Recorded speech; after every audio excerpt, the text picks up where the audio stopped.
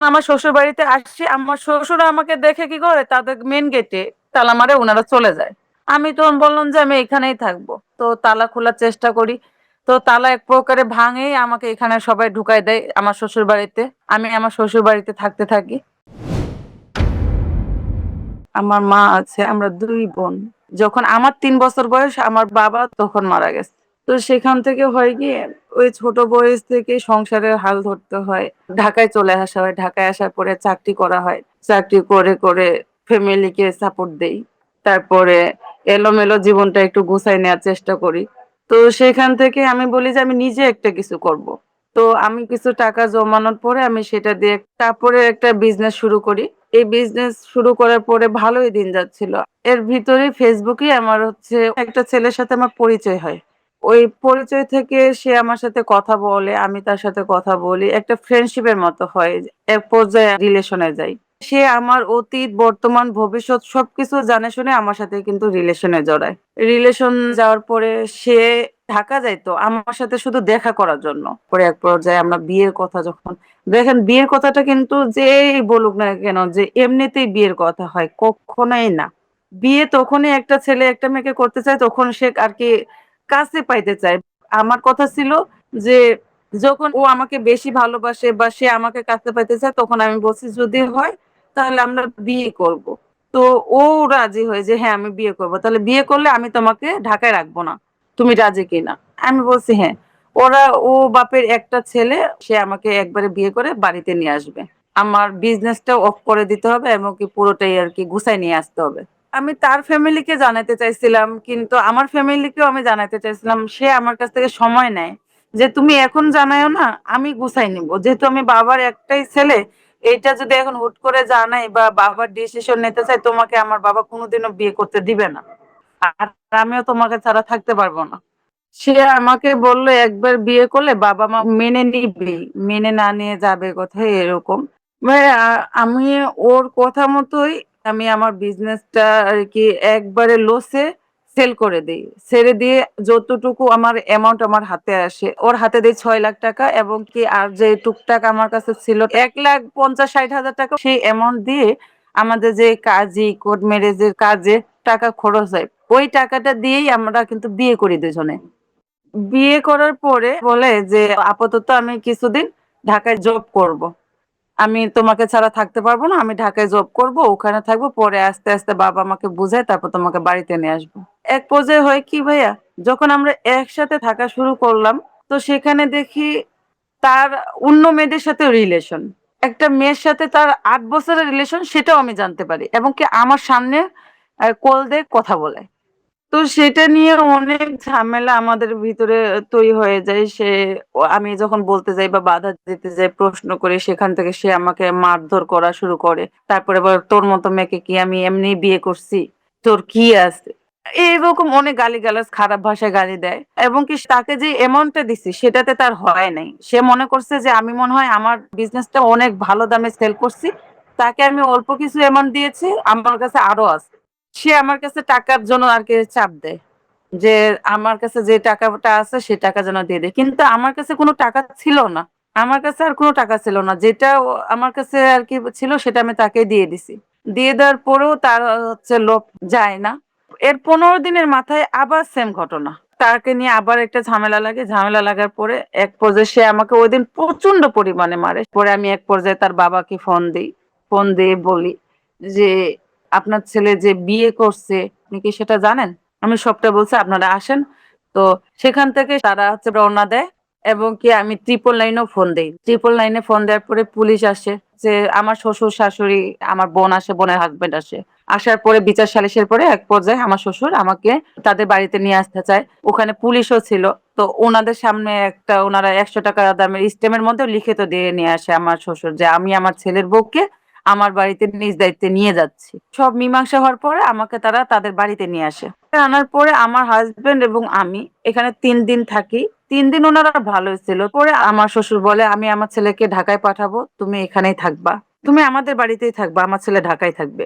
উনি ওনার ছেলেকে সে কথা মতো আর কি ঢাকায় পাঠায় দেয়। ঢাকায় পাঠিয়ে দেওয়ার পরে হয় কি, তার নাম্বার বন্ধ করায় দেয়। তার নাম্বার বন্ধ করানোর পরে উনি আমাকে কি করলো যে উনার ছেলেকে পাঠায় দেওয়ার পরে উনারা উনাদের আসল রূপ বাইর করলো। আমাকে সাদা স্টেমের মধ্যে ৩ টা সাদা স্টেম, ওই স্টেমের মধ্যে সাইন দিতে বলে। আমি সাইন দিতে নারাজি। এরপরে তারা বলে যে নতুন করে আবার কাবিন করাবে। সে নতুন করে যার সাথে কাবিন করবে তার সাথেই আমার কন্ট্রাক্ট হচ্ছে না। তাকে তো তারা পাঠায় দিছে বুদ্ধি করে আরেক জায়গায়। তো আমার কার সাথে আর নতুন করে কাবিন করাবে? আমি ওখানে সাইন দিতে চাই না। তখন উনারা আমার উপর একটা টর্চার যেটা বলে, কারো সাথে আমার কন্ট্যাক্ট করতে দিচ্ছে না। ওরা আমাকে বোকাবাদ্য করতো, অনেক খারাপ ব্যবহার করতো। আমি যখন কান্নাকাটি করতাম বা চুপ করে থাকতাম, ওরা কি হতো যখন আমি চুপচাপ থাকতাম বা খাবো না, আমার মুখের মধ্যে সিদ্ধ ডিম ভরে দিছে, আমার গাল ধরে, আমাকে আনাম পরোটা মুখের মধ্যে দিয়ে দেয়। এর মধ্যে আমার হাজবেন্ডের সাথে যোগাযোগ ছিল না। আমি ওনার সাথে কন্ট্যাক্ট করার চেষ্টা করছি, তার নাম্বার বন্ধ। তো আমি ভাবলাম যে এইভাবে যদি যায় ওরা আমাকে মারে ফেলবে। ওরা নিয়ে আসার পর আমি এখানে ৮ দিন ছিলাম। বোনের হাজবেন্ডকে ফোন দিয়ে আমার সাথে তো এরকম করতেছে, আমি কি করব? ওরা তো আমাকে শেষ করে দিবে। তো আমার বোনের হাজবেন্ড ওই ঢাকা থেকে আসে। তারপরে আমার বোন এখান থেকে আমাকে নিয়ে যায়। ঢাকায় চলে আসার পরে তাদের গ্রামের লোকজনের সাথে আমি যোগাযোগ করার চেষ্টা করি যেন আমাদেরকে একটা বসায়। আমি তাদের গ্রামের গণ্যমান্য যে ব্যক্তিরা থাকে, চেয়ারম্যান, মেম্বার, আমি প্রত্যেকজনের সাথে যোগাযোগ করার চেষ্টা করি এবং কি যাদের আইডিতেই দেখছি ফেসবুকে, আমি তাদেরকেই নক দিয়েছি যে উনারা আমার শ্বশুরবাড়ির লোকজনকে চিনে কিনা, তারা আমার সাথে এমন একটা অন্যায় করলো, তাদেরকেও যেন বুঝায় বা আমাদের একটা যেন মিউচুয়াল করে দেয়, এরকম একটা যেন আর কি হয়। আমি এইভাবে অনেকজনকে নক দেই, অনেকজনকে বিষয়টা জানাই। তখন মানুষ টুকটাক টুকটাক করে আস্তে আস্তে জানতে পারে যে আমি চাইলে এটা একটা কেস করতে পারবো। আমার যেহেতু কেউ নাই ভাইয়া যে আমি মামলা করব, আমাকে এফোর্ট দিবে কে? তার থেকে হয় না যে আমার সংসারটা বাঁচবে বা ও ভুল ভ্রান্তি যেগুলো আছে সবকিছু ঠিকঠাক হয়ে যাবে যদি বৈঠক হয় বা চেয়ারম্যান মেম্বার সালিশি করে দেয়। তো আমি ওইটার চেষ্টা করছি। শ্বশুরবাড়ির গ্রামের অনেক জায়গায় অনেক নেতা, তারপরে চেয়ারম্যান মেম্বার বলার পরেও ওনাদের কথা আমার শ্বশুরবাড়ির লোকজন মানে নাই বা ওনারা বসাইতে পারে নাই। আমি যখন ওই জায়গায় কোনো বিচার না পাই তখন আমি যাই নারী নির্যাতনের মামলা করি। করার পরে আমিও জানতে পারি যে ওরা আমার নামে মিথ্যা মামলা করছে। তো তাদের মামলাটা হচ্ছে প্রতারণার একটা ফ্রড মামলা, যে ইনোসেন্ট ছেলে, আলা বলা ছেলে, আমি নাকি জোর করে বিয়ে করছি, এরকম একটা বিষয়।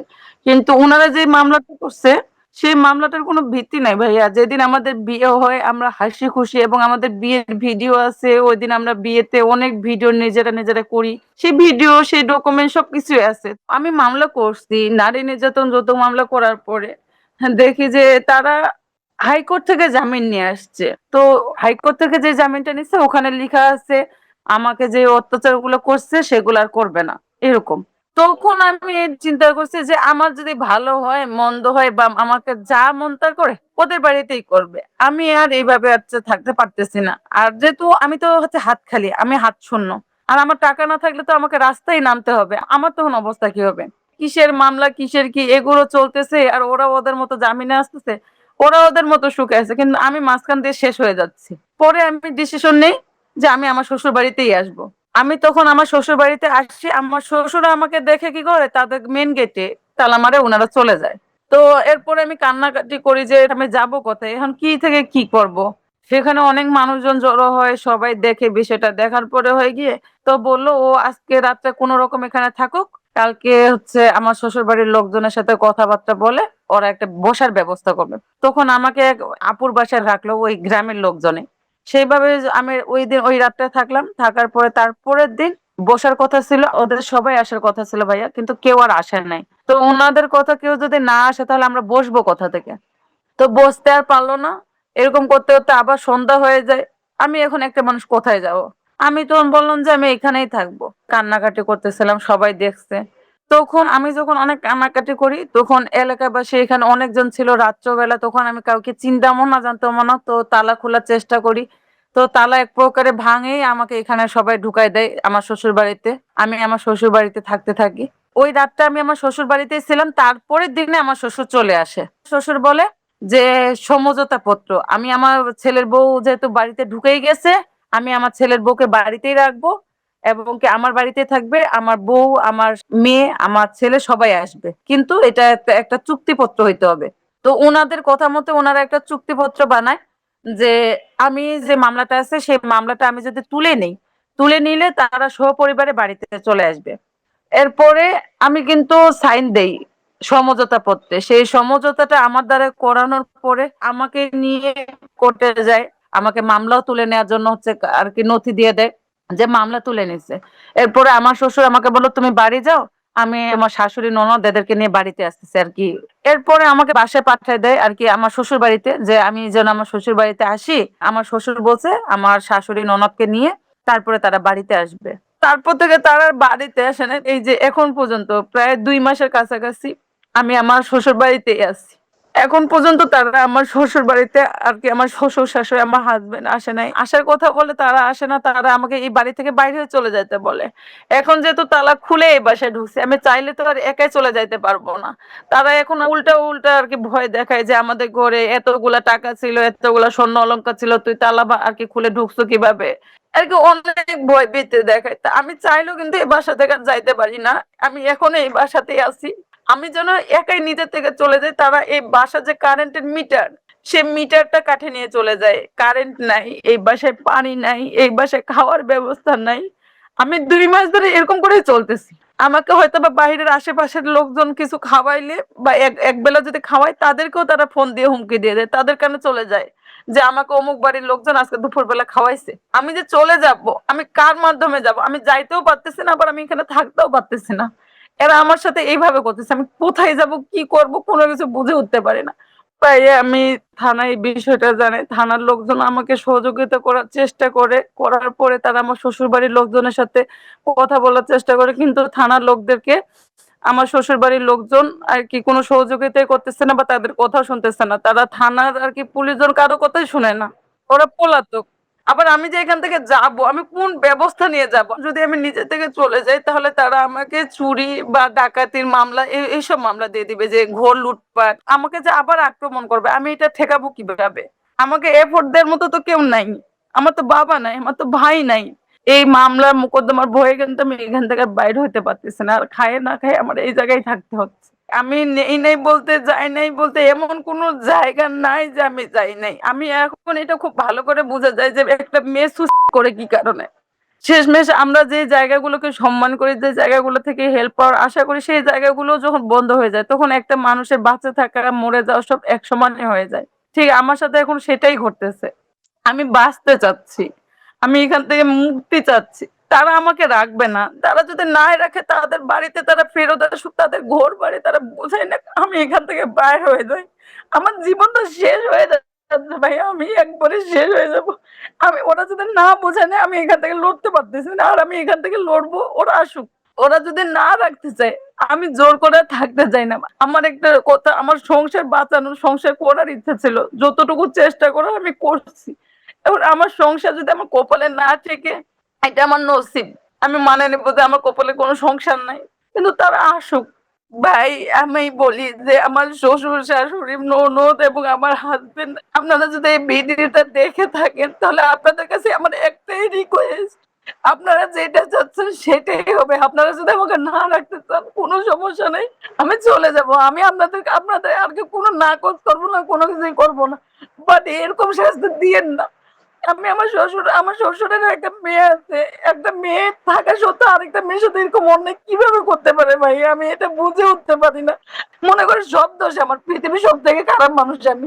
আমি আমার শ্বশুর বাড়ির লোকজনদের বলতেছি আমি খারাপ, আমি সব। আমি আমি আমার আমার স্বামীর উদ্দেশ্যে বলতেছি, তুমি যেহেতু আমাকে রাখতে চাচ্ছ না, আমিও আর তোমার সাথে থাকবো না। আমার এই জীবনটা থেকে আমাকে মুক্তি দিয়ে দাও। তুমি যদি চাও ডিভোর্স দেওয়ার, আমি তোমাকে ডিভোর্স দিয়ে দেবো। তুমি আসো। কিন্তু আমি শেষমেশ আমি এখান থেকে মুক্তি চাচ্ছি। আমার মুক্তি লাগবে।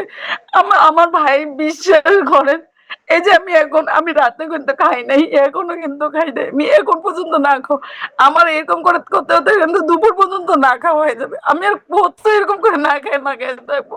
আমার তো আত্মা আছে, আমি মানুষ, আমার তো পেটে ক্ষুধা লাগে না? আমি কি ছিলাম আর আমার জীবনটা কি করে দিল? আমি আমার স্বামীর উদ্দেশ্যে একটা কথাই বলতে চাই, তুমি আমার জীবন সবকিছু জানে শুনে একটা এতিম মেয়ের জীবন নষ্ট করছো।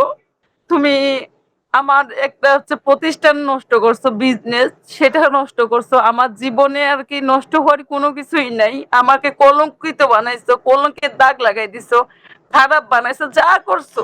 সব ভালো করছো, তুমি খালি ভাই একবার আসে আমাকে এখান থেকে মুক্তি করো। এখানে আমার প্রচন্ড পরিমাণের কষ্ট হচ্ছে। আমি বাঁচতে চাই, আমি বাঁচতে থাকি, আমার জীবনটাকে আবার সাজাতে চাই, আমি ভালো থাকতে চাই, আমার মায়ের দায়িত্ব নিতে চাই। তুমি একবার এখানে আসে একবারে ছাড়ে দাও, তুমি যেটা করতে চাও সেটা করো, কোনো সমস্যা নাই, খালি আমাকে তোমার বাড়ি থেকে বাইর করো, এই একটাই অনুরোধ। ঘটনাটি অত্যন্ত স্পর্শকাতর হওয়ায় আমাদের স্টুডিওর নীতিমালা অনুযায়ী সংশ্লিষ্ট ব্যক্তিদের নাম পরিচয় আপাতত গোপন রাখা হয়েছে। সর্বশেষ প্রাপ্ত তথ্য অনুযায়ী আমাদের অতিথি বর্তমানে হাসপাতালে চিকিৎসাধীন এবং গুরুতর অসুস্থ অবস্থায় রয়েছেন। এছাড়া জানা গেছে তিনি সামাজিক যোগাযোগ মাধ্যমে লাইভে এসে তার স্বামীর বাড়ির অবস্থান ত্যাগ করেছিলেন। এই প্রেক্ষিতে আমরা অতিথির স্বামীসহ সংশ্লিষ্ট পক্ষের প্রতি অনুরোধ জানাচ্ছি তারা যেন দ্রুত আমাদের সঙ্গে যোগাযোগ করে তাদের বক্তব্য তুলে ধরেন, কারণ একটা ঘটনার পূর্ণ সত্য জানতে হলে সব পক্ষের মতামত জানা অত্যন্ত গুরুত্বপূর্ণ। আপনাদের সবাইকে ধন্যবাদ আমাদের সঙ্গে থাকবার জন্য।